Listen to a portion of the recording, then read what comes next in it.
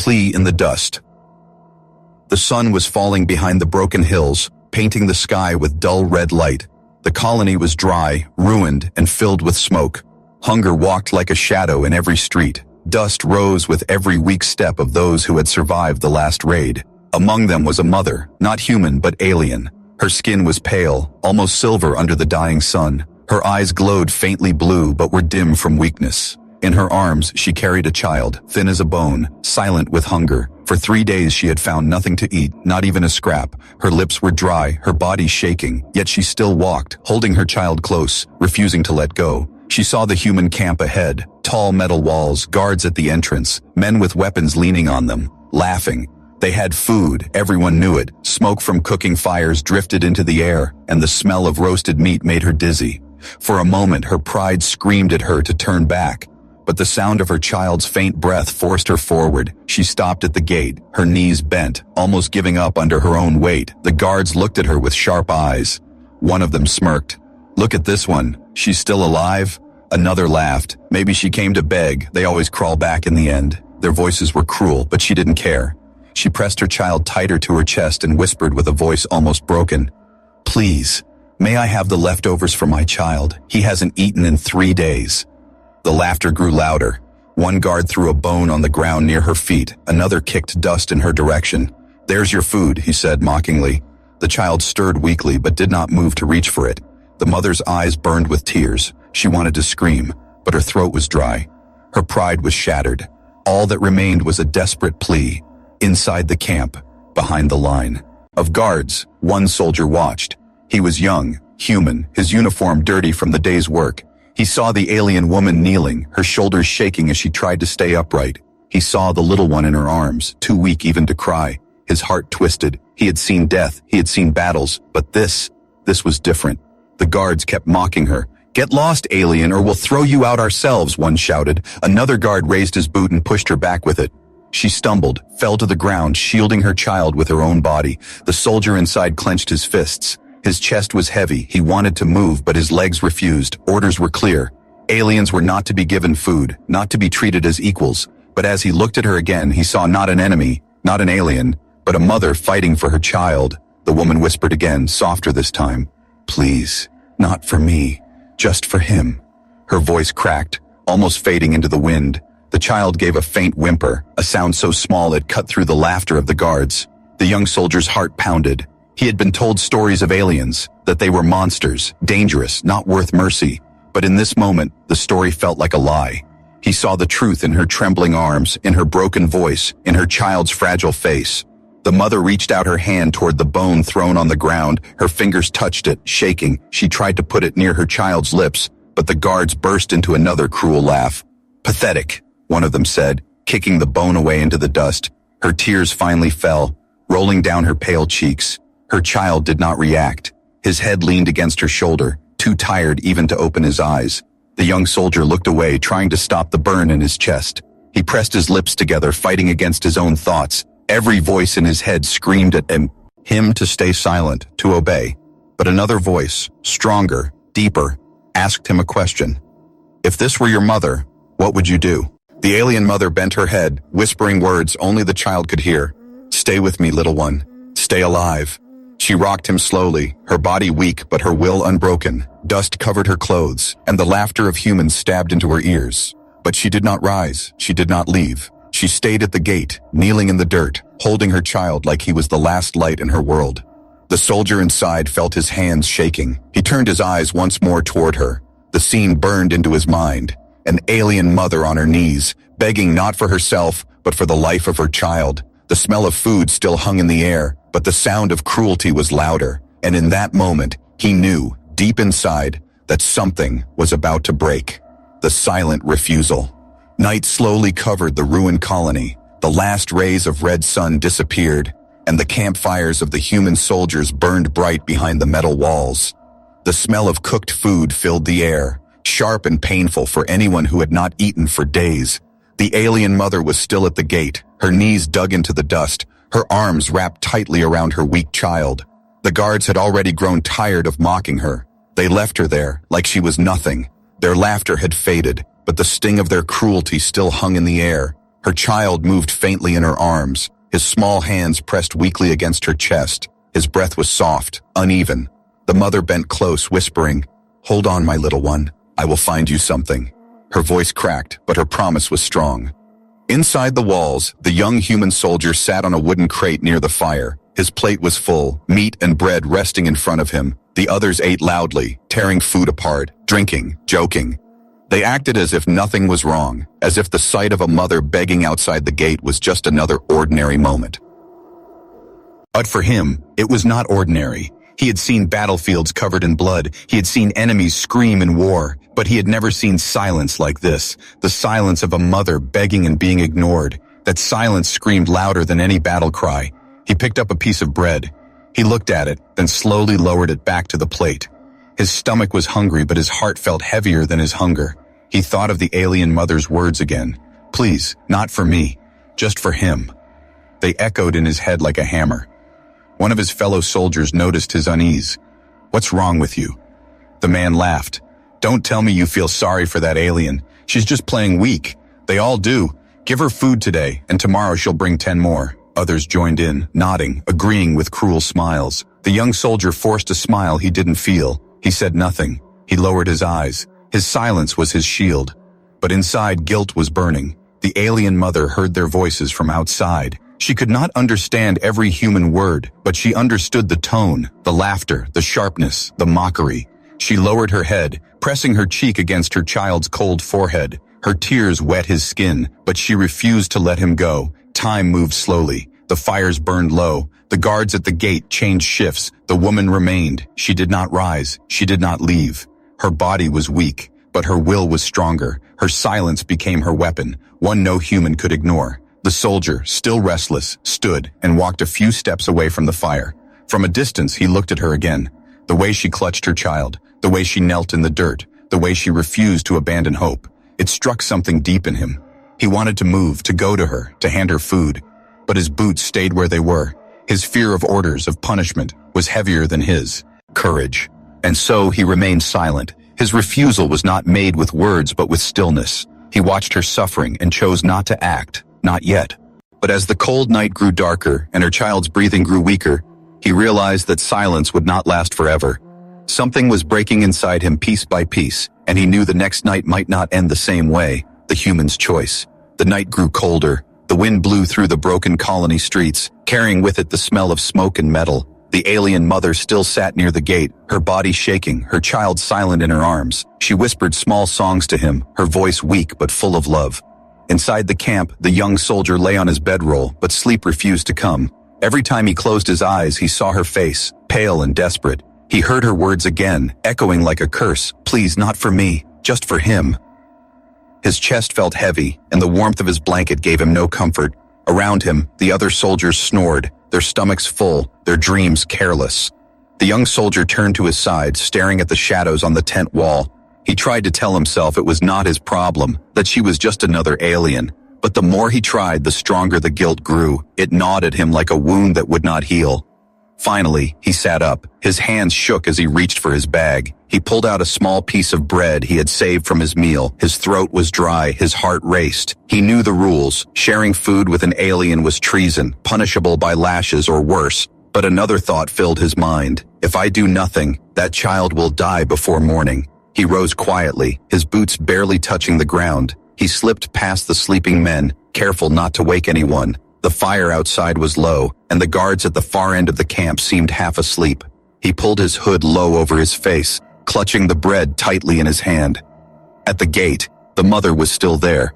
Her head rested against the wall, her eyes closed. Her child's chest rose and fell slowly, weakly, as if life itself was slipping away. The soldier froze, watching them. His throat tightened. For a moment, fear rooted him to the ground. What if she screamed? What if the guards noticed? But then, the child coughed. A small, pitiful sound that pierced the silence. It pushed the soldier forward. He stepped closer, his shadow falling over her. The mother's eyes snapped open, her body tensed, her arms clutched the child protectively. She looked up at him with suspicion, her voice sharp despite her weakness. "Why are you here? To mock me again?" The soldier shook his head quickly. His voice was low, almost a whisper. "No, I came to give this. He held out the bread, his hand trembling. The mother stared at it, confusion in her tired eyes. For a moment she did not move. She thought it might be a trick, another cruel game from humans. Take it, he whispered urgently. For him. His eyes flicked toward the child. Slowly the mother loosened her grip just enough to reach out. Her fingers brushed his hand as she took the bread. Her touch was cold, shaking. For the first time she looked at him not with hatred but with uncertainty. She raised the bread to her child's lips, breaking off small pieces, placing them gently in his mouth. The child chewed slowly, weakly. His eyes fluttered open, faint blue light glowing again. He swallowed, and then reached his tiny hand toward more. The mother's lips trembled. Tears filled her eyes, spilling down her cheeks. She pressed her forehead against her child's, whispering, "Eat, my love, eat." The soldier stood there, silent, watching. His chest felt strange, heavy, yet warm. He had broken the rule, crossed the line, and yet it felt right. For the first time in a long while, he felt human. The mother looked up at him again, her eyes shining with tears. "Why?" she whispered, her voice broken. "Why help me? You're kind. Hate us." He didn't answer. His throat was too tight for words. Instead, he placed the last of the bread in her hands and stepped back, blending into the shadows. His silence was his only reply. As he disappeared, the mother clutched the bread to her chest. She kissed her child's forehead, her tears falling freely. For the first time in 3 days, she felt a small spark of hope. And for the soldier, as he returned to his bed, the question echoed in his mind. What happens when they find out what I've done? A bond of hunger. The night passed slowly. The soldier did not sleep much. His mind was restless, filled with the image of the alien mother feeding her child in the shadows. Every time he closed his eyes, he saw her tears, her whispered words of thanks, even though she never said them aloud. His chest felt heavy, but at the same time warm. When the morning came, the camp was loud again. Soldiers ate, laughed, and prepared for patrol. None of them noticed the missing bread, or maybe they did not care. The young soldier stayed quiet, keeping his head low. His heart beat faster whenever the commander's eyes passed over him. But no one asked questions. Outside the walls, the alien mother was still there. She had not left. Her child rested against her chest, his breathing steadier than last night. The little spark of food had given him strength, not much, but enough. The mother looked weaker, her body tired from the long wait. But she refused to move away. She stayed near the humans' camp, her last hope. At midday, the soldier found himself watching her again. From the shadow of the wall, he studied the way she rocked her child, whispering softly to him. Her silver skin looked pale in the sunlight. Her lips cracked, but her eyes held something new, a quiet determination. When he looked at her, he did not see the enemy his commander always spoke of. He saw a mother, just like his own once was, fighting to keep her child alive. Hunger had made them strangers, but hunger also tied them together. He felt it deep inside, this invisible bond, born from suffering, born from choice. That night, when the camp grew quiet again, he returned, this time with more than bread. He carried a small piece of dried meat and half a potato he had hidden. His hands shook as he held the food close to his chest, afraid every step of being caught. The mother looked up when she saw him, her body tensed, but then her eyes softened. She recognized him, the silent human from the night before. Her child stirred, smelling the food. The soldier knelt quickly, pressing the food into her hands. "Here," he whispered, his voice low, urgent. "Eat this, but quietly." The mother hesitated again, but the hunger in her child's eyes made her decision. She broke the meat into tiny pieces, feeding her son slowly, carefully. Then she took the potato, chewing it with tears running down her face. Why are you doing this?" she whispered again. Her voice was broken, but her question was strong. The soldier looked at her, his jaw tight. His words felt heavy in his mouth. He wanted to say everything, that he could not watch her die, that her child reminded him of the family he lost, that cruelty from his own kind made him sick. But he only shook his head. "Because no one else will," he said softly. Her eyes widened. She studied his face, trying to understand. She had been taught humans were heartless, that they hated her kind. But here was one who risked punishment just to share food. She did not know if it was kindness or madness, but she felt the bond growing stronger. Her child smiled faintly for the first time in days, chewing the small pieces with tired but eager eyes. The mother's lips curved, weak but real. She touched her son's hair, then looked back at the soldier. "You have given him life," she whispered. Her words carried both gratitude and sorrow. The soldier swallowed hard, his heart twisted. He wanted to say more, but footsteps echoed in the distance. Another guard on patrol. He quickly rose, his shadow melting back into the night. Before disappearing, he gave her one last look. A silent promise passed between them. He would return. The mother held the food close, her heart racing. For the first time in weeks, she felt hope, fragile but alive. And in her chest, a strange thought bloomed. Perhaps not all humans were monsters. Perhaps one human heart could change everything. Whispers of betrayal. The days passed slowly. Each night, the young soldier carried something small from his meal. A piece of bread, a slice of potato, sometimes even a little water. The alien mother accepted in silence, her eyes filled with both gratitude and fear. Her child grew stronger bit by bit, his eyes opening wider, his small hands clutching her clothes.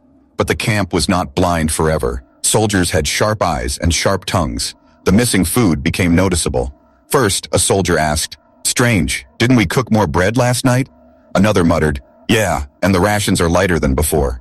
Their laughter was less certain now, suspicion slowly growing in the air. The young soldier kept his face calm, but his heart raced. Every word of suspicion felt like a knife pressing against him. He forced himself to eat normally during the day, hiding his guilt under silence. But when night came, he still went to the gate, still placed food in the mother's hands, because turning back now felt impossible. The alien mother knew the risk. She whispered one night, her voice urgent, "Stop this, human. They will find you. They will hurt you." Her silver eyes shone in the moonlight. Her voice carried both fear and care. She did not want to lose the only human who had shown me a mercy. But the soldier shook his head, his jaw tight. "If I stop, he dies," he said, nodding toward the child. His voice was low but steady. "I can't. I won't." His words were final. The bond between them grew stronger, but so did the danger. By the fifth night, the commander himself noticed something wrong.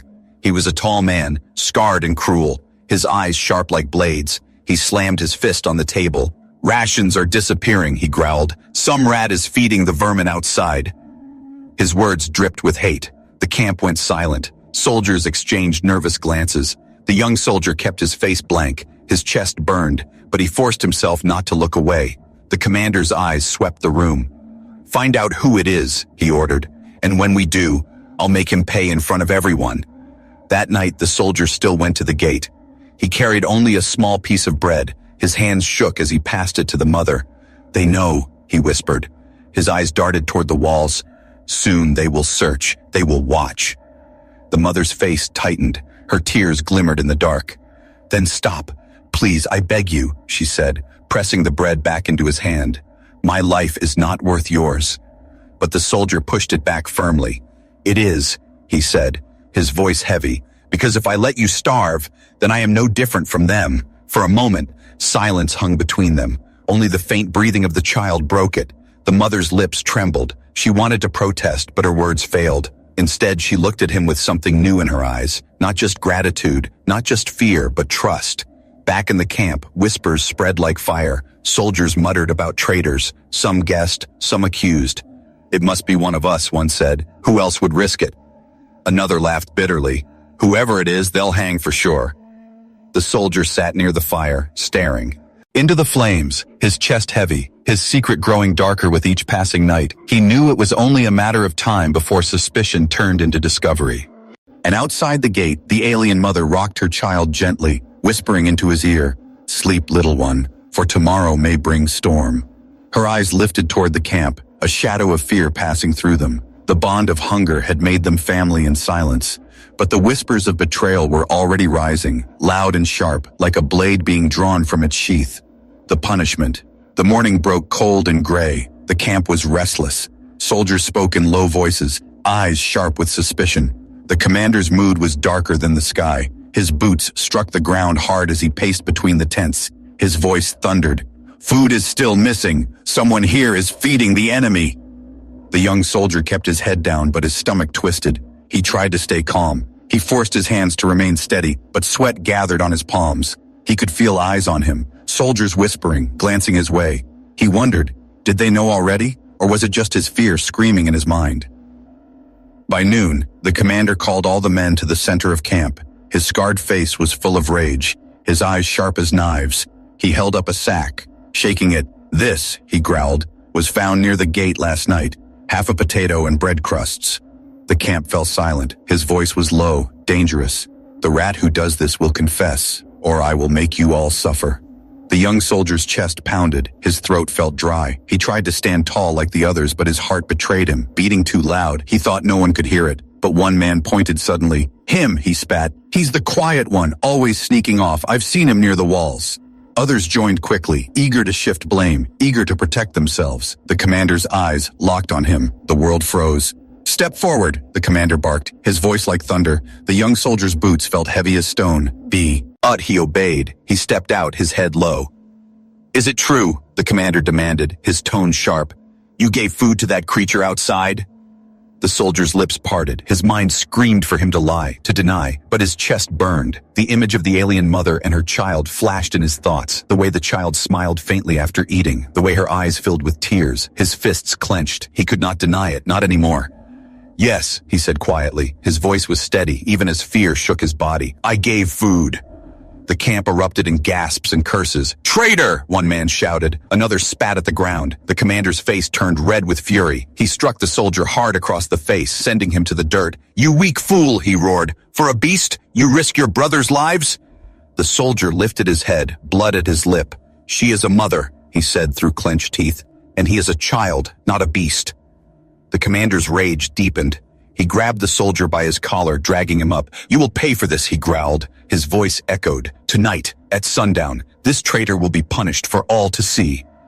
The guards dragged him away, his arms pulled tight behind his back, his face bruised, but even in pain, his eyes burned with defiance. Outside the walls, the alien mother heard the shouts. She pressed her child close. Fear filled her chest. Her heart raced when she saw the humans dragging the soldier, beaten and bloodied. Her voice cracked. "No! No!" She wanted to run to him, to beg them to stop, but her body was weak. She was only one, and they would never listen. Her child whimpered, sensing her fear. She kissed his forehead, tears falling. "He saved you," she whispered. "And now they will break him for it." As the sun lowered toward the horizon, the camp prepared for the punishment. Soldiers gathered, eager to watch, some smirk.